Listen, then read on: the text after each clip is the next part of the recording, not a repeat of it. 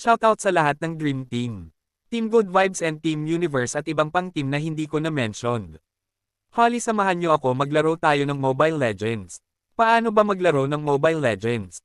Nakahiga, gamit ang ilong, sa CR, gamit paa, comment down below lang. Paano kayo maglaro? Tips para sa pagpapataas ng rank sa Mobile Legends o Mobile Legends.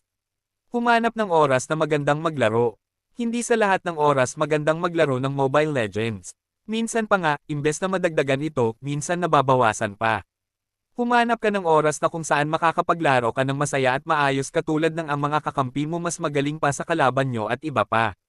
Kaya kung gusto mong tumaas pa ang rank mo, tansyahin mo din kung kailan ka maglalaro.